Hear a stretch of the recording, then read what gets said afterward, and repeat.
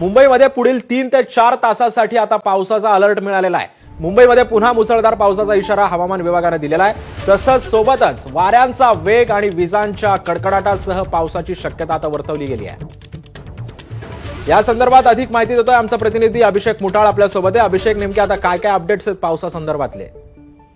मुंबईमध्ये एकूणच जो नावकास्ट वॉर्निंग आहे ठेवण्यात आलेली होती, मुसळधार पाऊस असेल अशा प्रकारचा इशारा देखील भारतीय हवामान विभागाकडून देण्यात आलेला होता। आता पुन्हा एकदा 3 वाजल्यापासून मुंबईसाठी पुढील 3 ते 4 तासासाठी हा अलर्ट वाढवण्यात आलेला आहे। मुंबईत पुन्हा एकदा मुसळधार पावसाचा इशारा देण्यात आलेला आहे। सोबतच वाऱ्यांचा वेग आणि विजांसह पावसाची शक्यता वर्तवण्यात आलेली आहे।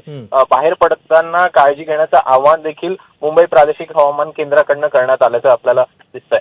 धन्यवाद अभिषेक, तू दिलेल्या अधिक माहितीबद्दल।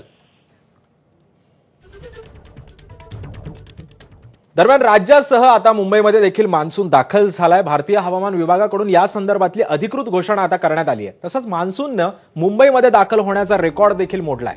सरासरी मान्सून मुंबईमध्ये दाखल होण्याची तारीख ही 11 जून आहे, परंतु यंदा मान्सून 16 दिवस आधीच आता मुंबईमध्ये दाखल झालाय।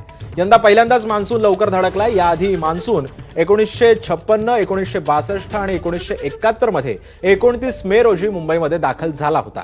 मात्र यंदा पहिल्यांदाच मान्सून मुंबईत लवकर धडकलाय। मान्सून 26 मे रोजी मुंबईमध्ये दाखल झाल्याची घोषणा आता भारतीय हवामान विभागाने केली आहे।